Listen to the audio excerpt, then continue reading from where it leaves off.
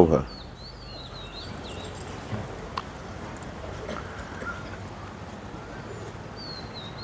ପିଲାମାନେ ଯେଉଁ ସମାଜରେ ତୁମେ ପ୍ରଣାମ କରୁଛ କ'ଣ ପାଇଁ?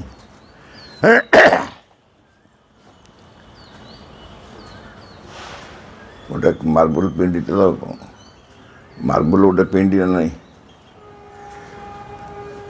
ସେ ପ୍ରଣାମ କ'ଣ ପାଇଁ ଆମେ କରୁଛେ? ଏତେ ଯତ୍ନରେ ଫୁଲ ସଜାଉଛେ କାହିଁକି?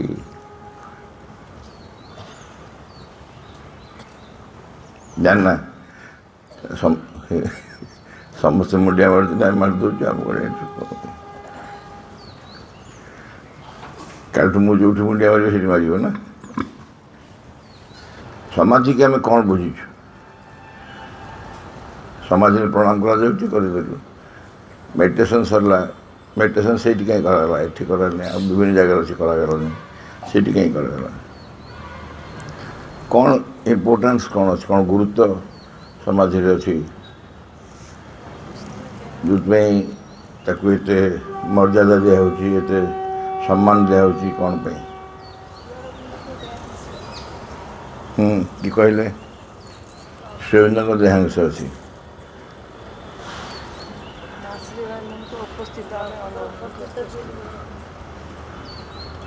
ମା ଶ୍ରୀଅରବିନ୍ଦଙ୍କ ଉପସ୍ଥିତି ଅନୁଭବ କରୁଛୁ ସେଠି। ଶ୍ରୀଅରବିନ୍ଦଙ୍କ ଦେହାଂଶ ଅଛି, ଏଥିପାଇଁ ମା ଶ୍ରୀଅରବିନ୍ଦଙ୍କ ଉପସ୍ଥିତି ଅନୁଭବ କରୁଛୁ, ଆଶୀର୍ବାଦ ବି ପାଉଛୁ। ଆଚ୍ଛା,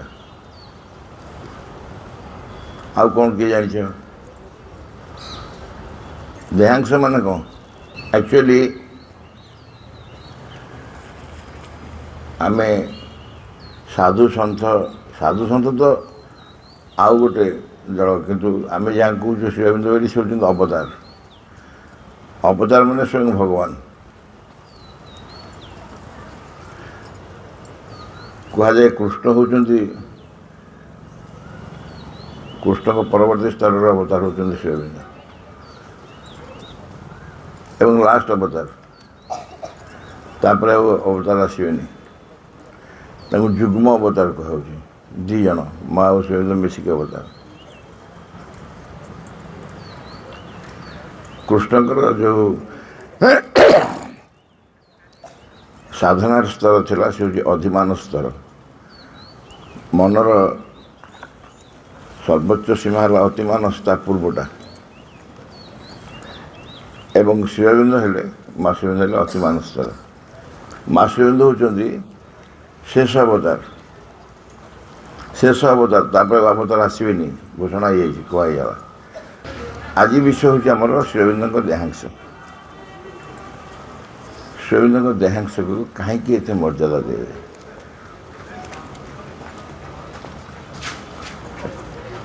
ସମସ୍ତଙ୍କ ଗାଁରେ ଗୁଣିଆ ଥିବେ, ଗୁଣିଆ। ତମେ ଜାଣିଥିବ ନା ଜାଣିଥିବ, କିନ୍ତୁ ଗୁଣିଆ ଥିବେ ଗାଁମାନେ, ପ୍ରାୟ ସବୁ ଗାଁରେ ଥାଆନ୍ତି। ଗୁଣିଆଙ୍କ କାମ କ'ଣ ହୁଏ? ଗୁଣିଆଙ୍କ କାମ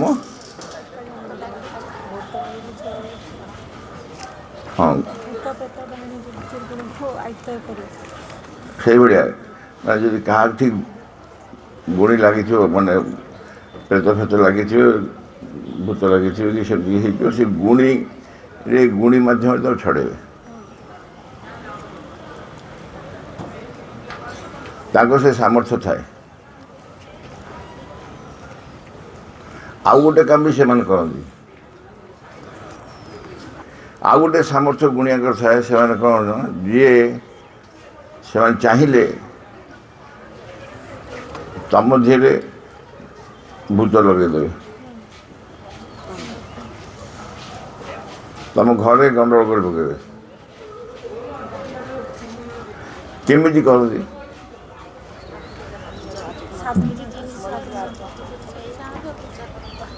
ହେଇଛି ତମର କେବେ ହେଇଛି? ସାଙ୍ଗର ହେଇଛି, ତମର ହେଇଥିଲେ ହେଇଥାନ୍ତା। ଥରେ ଗୁଣି ଲାଗିଲେ ଦେଖିବ।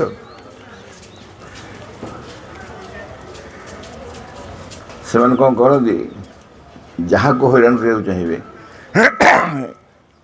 ମାନେ ଧରାଯାଉ ମୁଁ ଚାହୁଁଛି ଆକୁ ହଇରାଣ କରିବାକୁ, ଗୁଣିକି ଯାଇ କହିବି, ଗୁଣିଆକୁ ଚୁପଚାପ କହିବି, ପଇସା ପତ୍ର ତୁଟିଯିବ। ସେ କହିବେ କେମିତି ହଉ ପଛକେ ତା ମୁଣ୍ଡରୁ ଗୋଟେ କେଶ ନେଇ ଆସ, ଆଉ କିମ୍ବା ତା ପୋଷାକ ଶାଢ଼ୀ ପିନ୍ଧି ଗୋଟେ ସୂତା, ଆଇଦର ଏନିଥିଙ୍ଗ, ପିନ୍ଧା ଲୁଗାରୁ ଶାଢ଼ୀଟେ ଏ ସୂତାଟେ କିମ୍ବା ମୁଣ୍ଡରୁ କେଶ ଚୁଟିଟିଏ କିଛି ଗୋଟେ ନେଇ ଆସ। ଆଉ ସିଏ ଯଦି ପାଇଗଲେ ତାକୁ ହାତରେ, ତୁମକୁ ଯାବତୀୟ ପ୍ରକାର ହଇରାଣ କରିପାରିବେ। ତୁମେ ଏମିତି ସିଧା ସିଧା ହଇରାଣ କରିବା ଯାହା, ସେ କେଶ ମାଧ୍ୟମରେ ହଇରାଣ କରିବା ସେୟା। ସେମାନଙ୍କୁ ଗୋଟେ ସ୍ୱତନ୍ତ୍ର ସାମର୍ଥ୍ୟ ଥାଏ। କେମିତି କରନ୍ତି ନା କୁହାଯାଏ ଆମେ ବ୍ୟବହୃତ କରୁଥିବା ଯେଉଁ ବସ୍ତୁ, ପିନ୍ଧା ଲୁଗା ହେଉ, ନିଜ ଚୁଟି କେଶ ନଖ ଯାହା ବି ହେଉ, ସେଥିରେ ମୋ ନିଜର ପୂର୍ଣ୍ଣ ଉପସ୍ଥିତି ଥାଏ। ସେମାନେ ସେଇ କେଶଟିକି ନେଇଯିବେ, ସେଠି ଯେଉଁ ମୋର ପୂର୍ଣ୍ଣ ଉପସ୍ଥିତି ଅଛି ତାକୁ ନଚେଇବେ, ମୁଁ ଆମ ଘରେ ନାଚିବି। ତାକୁ ହଇରାଣ କରିବେ, ମୁଁ ଆମ ଘରେ ହଇରାଣ ହେଉଥିବି, ଡେଉଁଥିବି। ଭାରି ମଜା ନା? ଶିଖିଗଲେ ହୁଅନ୍ତା, ଶିଖିଗଲେ ବଢ଼ିଆ ହୁଅନ୍ତା। ଯାହା ପର୍ଯ୍ୟନ୍ତ ରାଗ ହେବ, ଏଇ ତ ଗୋଟେ ଚୁଟିରେ କ'ଣ ଲାଗିଛି, ଚୁପି ଛୁଟି ଛିଡ଼ିକି ଆଣିବ, ପକେଟରେ ନେଇ ପଳେଇବ, ଘର ନେଇକି ଲଗେଇବ। କୁହାଯାଏ ଏଇଟା ମନ୍ଦ ଲୋକମାନଙ୍କ ପାଖରେ ଯେତିକି ସମ୍ଭବ, ତାଠାରୁ ଅନନ୍ତ ଗୁଣରେ ଅଧିକ ସମ୍ଭବ ସାଧୁମାନଙ୍କ ପାଖରେ। ଅର୍ଥାତ୍ ସେଇ ସାଧୁ ଲୋକଙ୍କର କେଶ ଗୋଟେ ଯଦି ଥାଏ, ତାଙ୍କର ଯେଉଁ କ୍ୱାଲିଟି ବା ସାମର୍ଥ୍ୟ ଯାହା, ସେ କେଶ ମାଧ୍ୟମରେ ପୂର୍ଣ୍ଣ ଭାବରେ ବିକଶିତ ହୁଏ।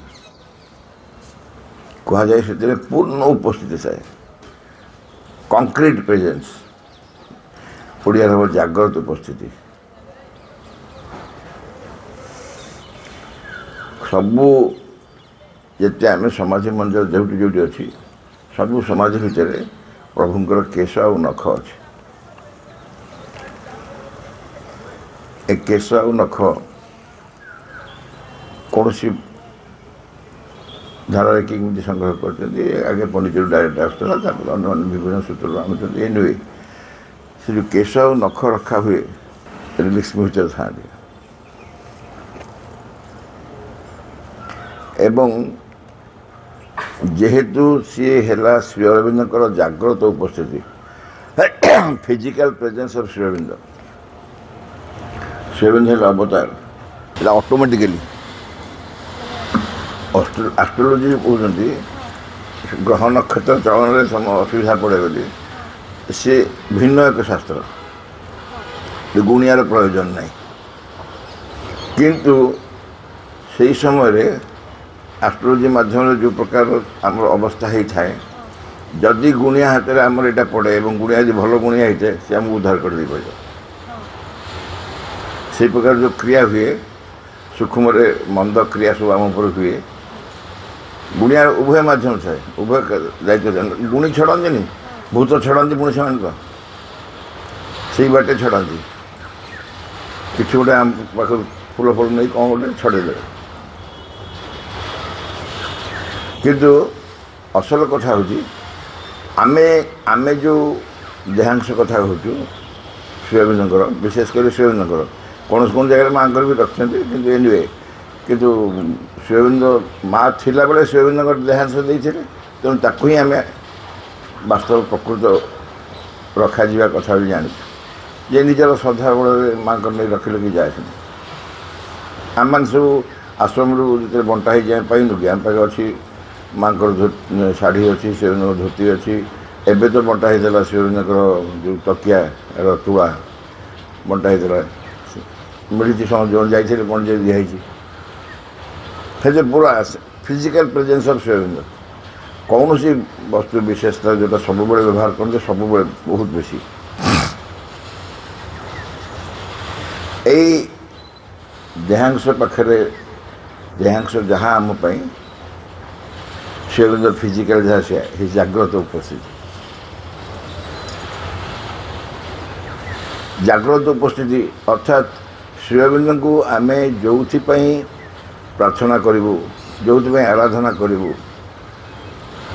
ସମାଜ ପାଖରେ ଠିକ୍ ସେଇଥିପାଇଁ। ମା ଶ୍ରୀ ଅରବିନ୍ଦ କେଉଁଥିପାଇଁ ଆସିଛନ୍ତି ସଂସାରକୁ? କ'ଣ ପାଇଁ ଆସିଛନ୍ତି ସଂସାରକୁ? ମା ଶ୍ରୀ ଅରବିନ୍ଦ ସଂସାରରେ କ'ଣ କରିବା ପାଇଁ ଆସିଛନ୍ତି? ରୂପାନ୍ତର କରିବାକୁ ଆସିଛନ୍ତି। କାହାକୁ ରୂପାନ୍ତର କରିବେ? ଚେତନା ଯେ ଆମକୁ ଦେଖିବୁ ସବୁ ଆମକୁ ରୂପାନ୍ତର କରିବେ। ଆମେ ମଣିଷ ହେଉଛୁ, ମଣିଷର ଅତିମାନବ କରିବେ। ମଣିଷକୁ ମଣିଷ ଠାରୁ ଏକଦମ ସିଧା ସିଧା ଅତି ସରଳ ଭାଷାରେ ବୁଝିଲେ ମଣିଷକୁ ଭଗବାନ କରିବେ। ଯେଉଁ କାର୍ଯ୍ୟ କରିବାକୁ ଆସିଥିଲେ ସଂସାରରେ ଆମେ ଦେହାଂଶ ମାଧ୍ୟମରେ ମଧ୍ୟ ତାହା ପ୍ରାପ୍ତ ହୋଇପାରିବା।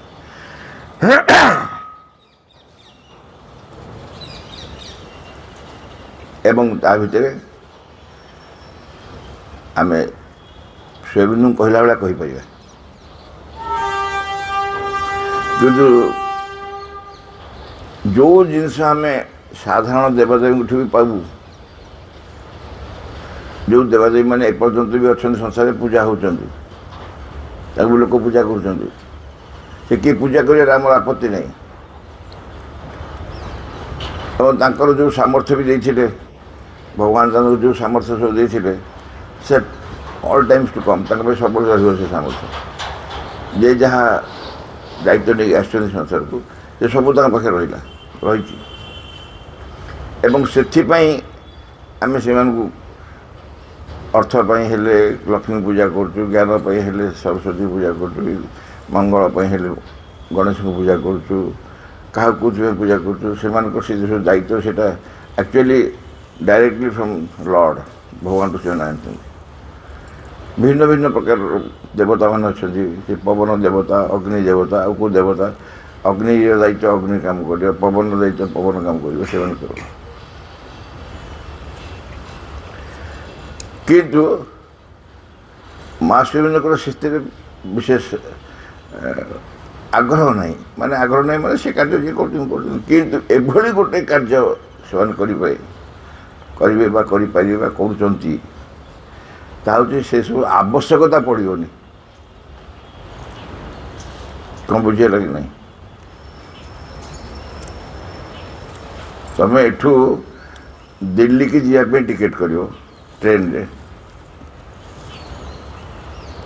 ଦିଲ୍ଲୀକି ଯିବା ପାଇଁ ଟିକେଟ୍ କଲେ ଏଠୁ କଟକ ପରେ ଭଦ୍ରକ, ଯାଜପୁର ରୋଡ଼, ତାପରେ ଭଦ୍ରକ, ତାପରେ ବାଲେଶ୍ୱର, ତାପରେ ଖଡ଼ଗପୁର, ଏଇପଟେ ଡାଇରେକ୍ଟ ରହିଲା ଆଉ ଗୋଟେ ବାଟ।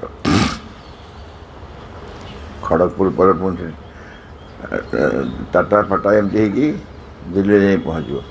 ଏମିତି ବାଟରେ ପ୍ରାୟ 30-40ଟା ବଡ଼ ବଡ଼ ଷ୍ଟେସନ ପଡ଼ିବ, ଛୋଟ ତ ବହୁତ ଥିବ। ଯେ କଟକରୁ ଯଦି ଦିଲ୍ଲୀ ଟିକେଟ୍ କରିବ, ଏଇ ବାଟ ଷ୍ଟେସନ ପାଇଁ ଆଉ ଟିକେଟ୍ ଲାଗିବ କି?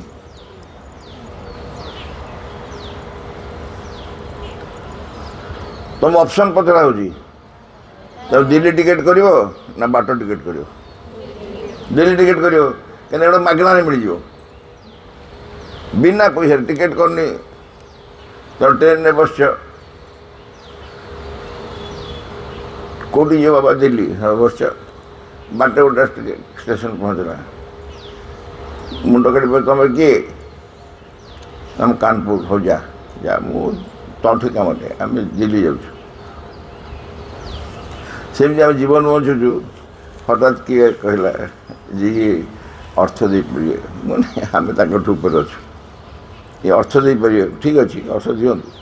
ଆମେ କିନ୍ତୁ ଆଉ ଜଣଙ୍କ ପାଖରେ ଅଛୁ, ସେ ଅର୍ଥ ଫର୍ଥ ଯାହା ବି କୁହ ସବୁ ସେଇଠି ଅଛି, ସବୁ ତାଙ୍କ ପାଖରୁ ମିଳିବ। କାହିଁକି ମିଳିବ ବୋଲି ଆମେ କହୁଛୁ ନା, ଆମେ ଏଠି ଅର୍ଥ ପାଇଁ ଯାଉଛୁ, ସେଠି ଅର୍ଥ ଆବଶ୍ୟକ ନେଇ ମିଳି ଯାଉଛୁ। ବୁଝିପାରୁଛ ନାହିଁ? ଗୋଟେ ସମୟ ଆସିବ ଯେତେବେଳେ ଆମର ଅର୍ଥର ଆବଶ୍ୟକତା ହିଁ ପଡ଼ିବନି, ଖାଦ୍ୟର ଆବଶ୍ୟକତା ପଡ଼ିବନି। ଆମେ ଯେଉଁ ସ୍ୱାଭାବିକ ଭାବରେ ଯାହା ଆମ ପାଇଁ ବହୁତ ଆବଶ୍ୟକ ବୋଲି ଭାବୁଛୁ, ଗୋଟେ ସମୟ ଆସିବ ଗୋଟେ କିଛି ଆବଶ୍ୟକତା ପଡ଼ିବନି। ମଣିଷ ଏଥିରେ ଅତିମାନବ ହେବ ବୋଲି ସ୍ପେକୁଲେଟ୍ କରାହେଉଛି, ମାଷ୍ଟର କ୍ଲିୟର କଟ୍ କହିନାହାନ୍ତି ଏଇଆ ହେଇପାରେ ବୋଲି କହୁଛନ୍ତି। ସ୍ପଷ୍ଟ ଭାବରେ ଯଦିଓ କୁହା ହେଇନାହିଁ କ'ଣ ସେମାନଙ୍କର ହେବ, କାରଣ ମାଙ୍କଡ଼ ଯେତେବେଳେ ମାଙ୍କଡ଼ ପରେ ମଣିଷ ହେଲା, ମାଙ୍କଡ଼ ଭିତରେ କ'ଣ ସମ୍ଭାବନା ହେବ ଏଇଆ ହେବ କି ସ୍ପେକୁଲେଟ୍ କରିପାରିଥିବେ? ସେ ଜାଣିଥିବେ, ସେ କରିବାକୁ ନଥିଲେ କେହି ଏନିୱେ। କିନ୍ତୁ ବର୍ତ୍ତମାନ ଯେହେତୁ ମଣିଷର ମନ ଅଛି, ମନ ମାଧ୍ୟମରେ ସେ ଚିନ୍ତା କରୁଛି, ବିଚାର କରୁଛି, ଜାଣିପାରୁଛି। ସେ କହୁଛି ଯେ ଚିନ୍ତା କରୁଛି ଯେ ମଣିଷକୁ ଅତିମାନବ କରାହେବ, ସେତେବେଳେ ତା ଭିତରେ କ'ଣ ରହିବ ନାହିଁ, ଯେଉଁଗୁଡ଼ିକ ଆମକୁ ବହୁତ ଦହଗଞ୍ଜ କରୁଛି। ଚିନ୍ତା, ବିଚାର, ଧାରଣା, ତା ବାଦେ ଆମର ଯେତେ ରାଗ, ରୋଷ, କାମ, କ୍ରୋଧ, ଲୋଭ, ମୋହ, ମଦ, ମାତ୍ସର୍ଯ୍ୟ, ହିଂସା, ଈର୍ଷା, ଅସୂୟା, ଭୟ, ବିଷାଦ, ଏଇଟା କେତେ କ'ଣ ଅଛନ୍ତି। ସେମାନେ କେହି ନଥିବେ, ଥିଲେ ସିନା ହଇରାଣ କରିବେ। କାହିଁ ନଥିବେ ନା ତାଙ୍କ ଘର ନଥିବ। ତାଙ୍କ ଘର ମାନେ ଏମାନେ ସବୁ ଯଦି ପ୍ରାଣ ସ୍ତରର, ସେ ପ୍ରାଣ ରୂପାନ୍ତରିତ ହେଇଯାଇଥିବ।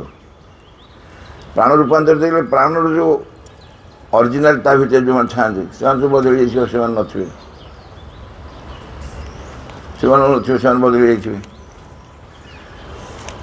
ଯେ ନୂଆ ମଣିଷ ଅତିମାନବ କଥା ପଡ଼ିଛି। ଅତିମାନବ ଅର୍ଥ ହେଉଛି ଏହା ଯେ ଏଇ ମଣିଷର ଏକ ପରବର୍ତ୍ତୀ ପାବଚ୍ଛ, ଇଭଲ୍ୟୁସନରେ ବିବର୍ତ୍ତନ ତା ପରବର୍ତ୍ତୀ ପାବଚ୍ଛ। ଆମେ ଯଦି କହୁ ଅତିମାନବ ହେବ, ମଣିଷ ଅତିମାନବ ହେବ, ଏମିତି କହିବାକୁ ବହୁତ କହିଲି। ଅତି ସହଜରେ କହିହେବ ମଣିଷ ଭଗବାନ ହେଇଯିବ। ଆମ ଭିତରେ ଭଗବାନ ବୋଲି ଧାରଣା ଅଛି। ଭଗବାନ ବୋଲି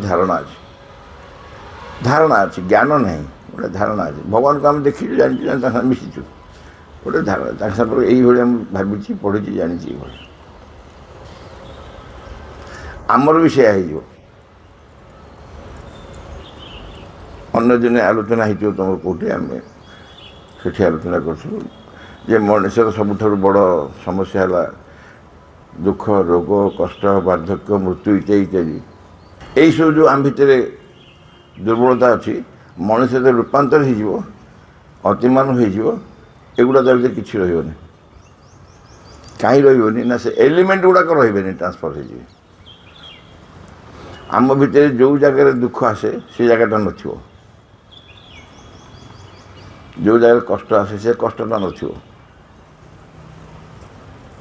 ଗୋଟେ ଫିଜିକାଲ ଶରୀର ଥିବ, କିନ୍ତୁ ସେ ଫିଜିକାଲ ଶରୀରରେ କୌଣସି କଷ୍ଟ ହେଉନଥିବ। ରୋଗ ହେଲେ ସିନା କଷ୍ଟ ହେବ, ରୋଗ ନାହିଁ। ବହୁତ ବଢ଼ିଆ କାହାଣୀ ଗୋଟେ ଅଛି, ଜାଣିଥିବ ସବୁ। ଗୋଟେ ରାଜପୁତ୍ର ଜଙ୍ଗଲରେ ବୁଲୁଥିଲେ, ସ୍ୱର୍ଗରୁ ଗୋଟେ ପରୀ ଉଡ଼ି ଉଡ଼ି ଆସିଲା। ଆସି ଜଙ୍ଗଲରେ ସିଏ ପହଞ୍ଚିଗଲେ। ସେ ଦେଖିଲେ ରାଜପୁତ୍ରଙ୍କ ଚେହେରା ଅପୂର୍ବ ସୁନ୍ଦର ଚେହେରା। ସେ ପରୀ କହିଲେ ମୁଁ ତୁମକୁ ବିବାହ କରିବି। ରାଜପୁତ୍ର କହିଲେ ଦେଖ ଏ ବଡ଼ ଅସମ୍ଭବ ବ୍ୟାପାର। ସେ କହିଲେ କ'ଣ ଅସମ୍ଭବ? ନା ତୁମେ ତ ସ୍ୱର୍ଗରୁ ଆସିଛ, ତୁମର ତ ଅମର, ତୁମର ମୃତ୍ୟୁ ନାହିଁ। ଆମମାନେ ତ ସ୍ଥାନୀୟ ନା, ଏଠିକାର ଲୋକାଲ, ଆମର ମୃତ୍ୟୁ ଅଛି। କାହିଁ ବିଧବା ହେବ? ଆଉ ଦୁସରା ଜାଗା ଦେଖ, ଏଠି ନୁହଁ। ସିଏଠୁ ତାର ତ ଚିହ୍ନା ପରିଚୟ ଥିଲା ସ୍ୱର୍ଗରେ, ତମ ସବୁ ଚିହ୍ନା ନଥାନ୍ତି କି? ସେ ଯାଇକି ଅମୃତତ୍ୱ ନେଇ ଆଇଲା। ପରୀ ଗଲା, କହିଲା ଠିକ୍ ଅଛି, ୱେଟ୍ କର, ମୁଁ ଆସୁଛି। ଯାଇକି ଅମୃତତ୍ୱ ନେଇ ପଳେଇଲା। କହିଲା ଏଥର ତମେ ଅମର, ମୁଁ ବି ଅମର, ଏଥର ବିବାହ କରିବା। ରାଜପୁତ୍ର କହିଲେ ଓକେ, ଯଦି କହୁଛ କରିବା। ବିବାହ ହେଲେ, କିନ୍ତୁ ହେଲା କ'ଣ? ପରୀ ଯେମନ୍ତ ଅଛନ୍ତି ସେମନ୍ତ ରହିଲେ, କିନ୍ତୁ ରାଜପୁତ୍ର ଆସ୍ତେ ଆସ୍ତେ ବୃଦ୍ଧ ହେଲେ, ଧୁକୁଡ଼ା ଧୁକୁଡ଼ି ହେଇଗଲା, ଚର୍ମ ଧୁଳିଲା, ଆଖିକି ଦେଖାଗଲାନି, ଦାନ୍ତ ଗଳି ପଡ଼ିଲା, ବାଡ଼ି ଧରିଲେ, ଘୁଷୁଡ଼ୁଛନ୍ତି, କିନ୍ତୁ ମରିପାରୁନାହାନ୍ତି, କାରଣ ଅମରତ୍ୱ ଆସିଯାଇଛି। এটা ଆଶୀର୍ବାଦ ନା ଅଭିଶାପ? ଏଇଭଳିଆ ଅମରତ୍ୱ ଆମର ଲୋଡ଼ା ନାହିଁ। ଆମ ଆମର କେମିତି ଅମରତ୍ୱ ଆସିବ ନା ଯେଉଁ ଅମରତ୍ୱ କି ଶରୀର ବାସ୍ତବରେ ଅମରତ୍ୱର ଅବସ୍ଥାରେ ଯାଇ ପହଞ୍ଚିବ ଏବଂ ସେଇ ସାମର୍ଥ୍ୟ ମା ସ୍ୱୟଂର ଯେଉଁ ଅତିମାନସ ଶକ୍ତି ଆମକୁ ସେଇ ଅବସ୍ଥାକୁ ନେଇ ପହଞ୍ଚେଇବ ସେ ଅତିମାନ ଶକ୍ତିକୁ ଅବତରଣ କରି ତାକୁ ପୃଥିବୀରେ କ୍ରିୟାଶୀଳ କରୁଛନ୍ତି ଏବଂ ଏବଂ ଏବଂ ସମାଧି ହେଉଛି ଅତିମାନସ ଶକ୍ତିର କେନ୍ଦ୍ର। ବାବାଜୀଙ୍କର ପଢ଼ିବ ସମାଧି ଉପରେ ବାବାଜୀ ଲେଖିଛନ୍ତି ଯେତେ ସମାଧି ପୃଥିବୀରେ ଯେଉଁଠି ମା ଓ ଶିବଙ୍କ ସମାଧି ହେଇଛନ୍ତି ବିଶେଷ କରି ଶିବଙ୍କ ସମାଧି ସେ ସବୁ ହେଉଛି ଅତିମାନସ ଶକ୍ତିର କେନ୍ଦ୍ର।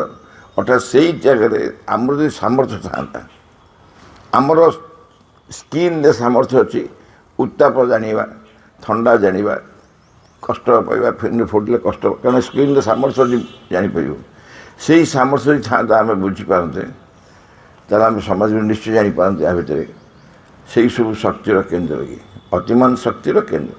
କାରଣ ଯିଏ ତା ଭିତରେ ସ୍ଥାପିତ ହୋଇଛନ୍ତି ବା ରହିଛନ୍ତି ସେ ନିଜେ ଅତିମାନ ଶକ୍ତି ଧାରଣ କରିଛନ୍ତି।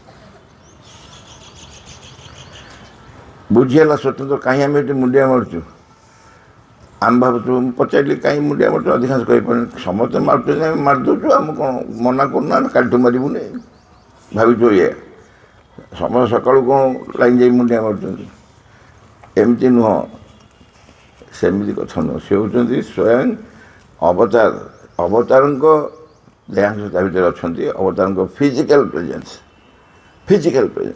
ଜାଗ୍ରତ ଉପସ୍ଥିତି ସ୍ୱୟଂବିନ୍ଦୁ ଯିଏ ସମାଧି ସିଏ ସ୍ୱୟଂବିନ୍ଦୁ ଯିଏ ସ୍ୱୟଂବିନ୍ଦୁ ସମାଧି ସିଏ। ଆମେ ଯେତେବେଳେ କୌଣସି ବିପଦରେ ପଡ଼ି ସମାଜରେ କହୁ ମୁଁ କହିଲି ଆମେ କ'ଣ ସ୍ୱୟଂବିନ୍ଦୁ ଯାଇ କହୁ ଯାହା ସାଧାରଣ ଦେବାଦେବୀକି ଘରେ ରଖିଛୁ ତାକୁ କହୁ ସେୟା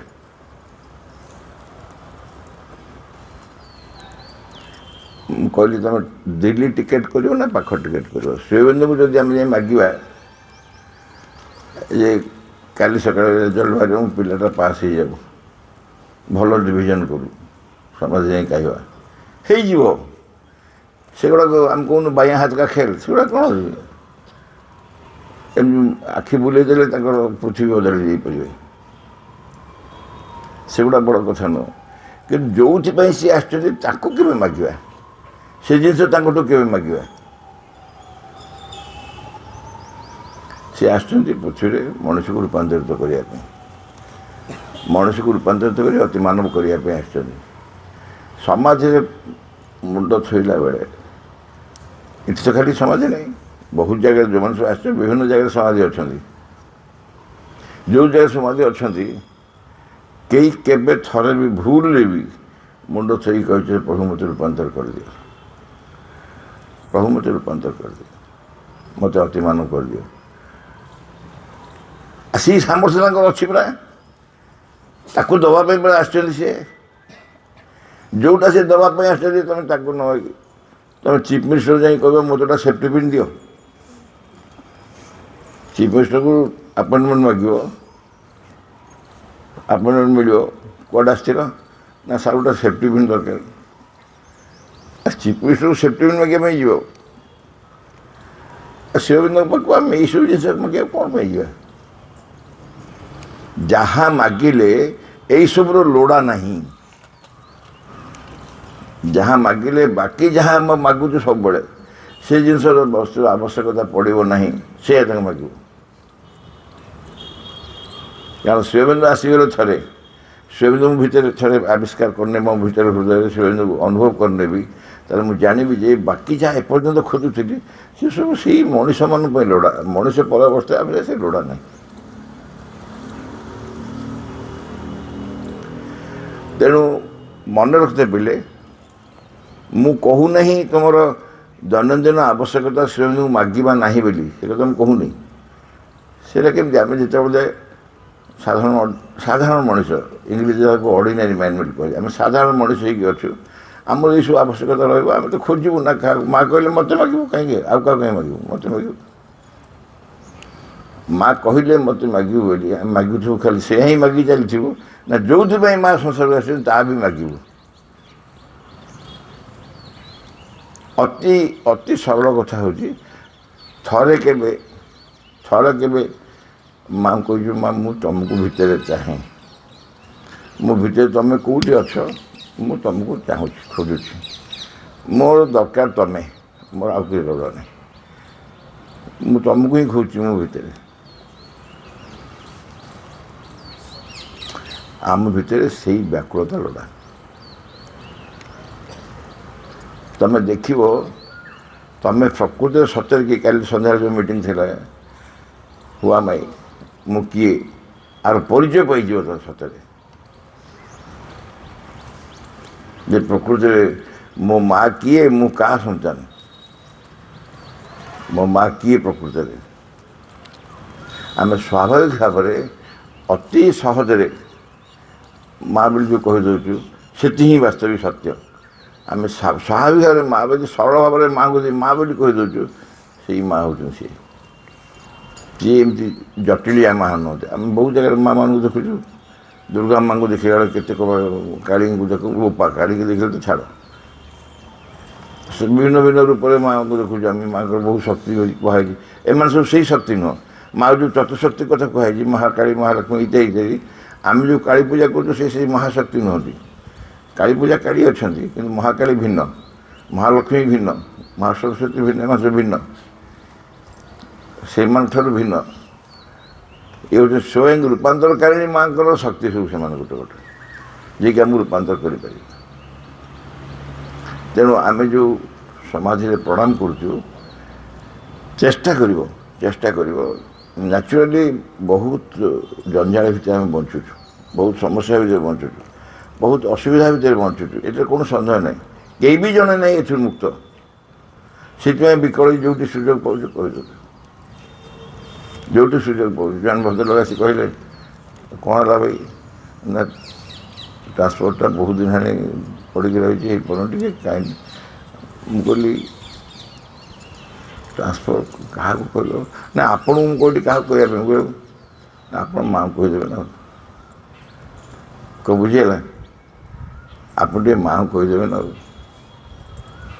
ମୋତେ ଖୁସି ଲାଗିଲା ଯେ ସେ ଜାଣିଛି ମଣିଷମାନଙ୍କ ଉପରେ ମା'ଙ୍କ ସାମର୍ଥ୍ୟ ଭିନ୍ନ, ମା' କରିପାରିବ କାଳେ, ସେ ନିଜେ ବି କହିପାରିବ, ନିଜେ ଆସି କହିପାରିବ। କିନ୍ତୁ ଆକ୍ଚୁଆଲି ଗୋଟେ ବହୁତ ବଢ଼ିଆ ଇଣ୍ଟରେଷ୍ଟିଂ ଏକ୍ସପିରିଏନ୍ସ ଅଛି। ବହୁତ ସମୟ କହେ ଏଇଠି ମୁଁ ଉପରେ ବସିଛି, ଜଣେ ଭଦ୍ରଲୋକ ଏଇଠି ତାଙ୍କ ସ୍କୁଟର ଥୋଇ ଦେଇକି ଏଇଠୁ ଦୌଡ଼ିଲେ ଉପରକୁ, ସନ୍ଧ୍ୟାବେଳଟା ସନ୍ଧ୍ୟା, ହଁ। ମୁଁ କହିଲି କ'ଣ ହେଲା ଭାଇ ଦୌଡ଼ୁଛ ନା? ଠିକ୍ ମୁଁ ସମାଜରୁ ଆସେ, ସମାଜରେ ପ୍ରଣାମ କରି ଆସିଲି। ମୁଁ କହିଲି କ'ଣ ହେଲା, କାହିଁ ବ୍ୟସ୍ତ ହେବ ନା, ମୁଁ ଅମୁକ ଗୋଟେ ଏକ୍ସ ଡାକ୍ତର, ତାଙ୍କ ପାଖରେ ମୋତେ ମୁଁ ଯେତେ ଚେଷ୍ଟା କଲି ଆପଏଣ୍ଟମେଣ୍ଟ ମିଳୁନି। ଡାକ୍ତର ଭାଇ VIP ବଡ଼ ବଡ଼ ଡାକ୍ତର, ଆଉ ଆଜି ବହୁତ କଷ୍ଟରେ ଗୋଟେ ଟାଇମ୍ ଆରେଞ୍ଜ କରୁଛି, କରୁଛି 15 ମିନିଟ୍ ଡେରି ହେଇଗଲା। ଅଲରେଡ଼ି 15 ମିନିଟ୍ ଡେରି ହେଇଗଲାଣି। ମା'ଙ୍କୁ କହିଗଲି ଯେ ଡାକ୍ତର ଥାଆନ୍ତୁ, ମୋତେ ସୁଯୋଗ ମିଳୁ ତାଙ୍କୁ ସାକ୍ଷାତ କରିବାକୁ। ଏଇଥିପାଇଁ ମା'ଙ୍କୁ କହିକି ଗଲି। ସେ ଗଲା ପରେ ମୁଁ ବେଜାଏ ମନେ ମନେ ହସିଲି। ମୁଁ ହସି ମନେ ମନେ କହିଲି ବାବୁ ଯାହା ପାଖକୁ ଯାଇଥିବା ପ୍ରଣାମ କରିବାକୁ, ତାଙ୍କୁ କହିଥାନ୍ତେ ମା' ମୋତେ ଡାକ୍ତର ପାଖକୁ ଯିବାକୁ ନ ପଡ଼ୁ, ମୋତେ ଏଭଳି କରିଦିଅ ଯେ ମୁଁ ଡାକ୍ତର ପାଖକୁ ଯିବାକୁ ଦରକାର ନ ପଡ଼ୁ। ସେ ମନା କରିଥାନ୍ତେ ନା, କାହିଁକି ମୁଁ ପାୱାର ନେଇ କହିଥାନ୍ତି, ଓକେ କହିଥାନ୍ତେ, ଠିକ୍ ଅଛି କାହିଁ ତୁ ଯିବୁ ଡାକ୍ତର, ଯାହା ମୁଁ ଦାୟିତ୍ୱ ନେଇଛି ଯିବା ଦରକାର ନାହିଁ। କିନ୍ତୁ ଆମେ କ'ଣ କରୁଛୁ, ଡାକ୍ତର ପାଖକୁ କେମିତି ଆପଏଣ୍ଟମେଣ୍ଟ ମିଳିବ ବୋଲି ମା'ଙ୍କୁ ପରମିସନ୍ ମାଗୁଛୁ। ମୋ ସମସ୍ୟା ହେଉଛି ସତରେ ମାଗି ଜାଣିନି। ଯେମିତି କହିଲି ଚିଫ୍ ମିନିଷ୍ଟର ପାଖରେ ଆମେ ସେଫ୍ଟି ମାଗୁଛୁ, ମା'ଙ୍କୁ ଯେତେବେଳେ ଯିବା ଆମେ ସେୟା ହିଁ କହିବା ମା'ଙ୍କ ପାଖରେ ଯେ ମା' ମୋତେ ରୂପାନ୍ତର କର, କିମ୍ବା ମା' ତୁମେ କେଉଁଠି ମୋତେ ଅଛ, ମୋ ସାଙ୍ଗେ ମୋତେ ତୁମ ସାଙ୍ଗେ ମୋ ସାକ୍ଷାତ କରେଇଦିଅ, କି ମୁଁ ଚିହ୍ନେଇଦିଅ, କି ମୁଁ ତୁମକୁ କେମିତି ପାଇବି, ମୁଁ ଏଇ ପ୍ରକାରର ବ୍ୟାକୁଳତା ଭିତରେ ଦରକାର। ଏଇଟା ଗୋଟେ ସ୍ୱାଭାବିକ ହେବ ଆସ୍ତେ ଆସ୍ତେ। ଆଜି ମୁଁ କହିଲି ତୁମେ ହୁଏତ ମନେ ପଡ଼ିବ ସମାଜରେ ପ୍ରଣାମ କର, ହୁଏତ କହିବ, କିନ୍ତୁ ସେଇ ଜିନିଷଟା ସ୍ୱାଭାବିକ ହେଇଯିବ। ଯେତେବେଳେ ସମାଜରେ ମୁଣ୍ଡ ଥୋଇବା ସେତେବେଳେ ପ୍ରାର୍ଥନା କରିବାକୁ ଇଚ୍ଛା ହେବ ଯେ। ତେଣୁ ଆଜିର ଯେଉଁ ଅନୁଚିନ୍ତାର ଆଲୋଚନା ହେଲା, ଆମ ସମାଧିଙ୍କର ଗୁରୁତ୍ୱ କ'ଣ, ମା' ଶ୍ରୀଅରବିନ୍ଦଙ୍କ ସମାଧିର ଗୁରୁତ୍ୱ କ'ଣ, ସ୍ୱତନ୍ତ୍ରତା କ'ଣ, ଏବଂ ଆମେ କାହିଁ ତାଙ୍କ ପାଖରେ ଯିବା, ଗଲେ ତାଙ୍କ ପାଖରେ କ'ଣ ପ୍ରାର୍ଥନା କରିବା, ପ୍ରାର୍ଥନା କ'ଣ କରିବା। ମନେ ରଖ ପିଲେ, ମୁଁ ଆଦୌ କହୁନି ତୁମର ବ୍ୟକ୍ତିଗତ ଆବଶ୍ୟକତା ମାଗ ନାହିଁ ବୋଲି, ତାକୁ ହିଁ ମାଗିବ।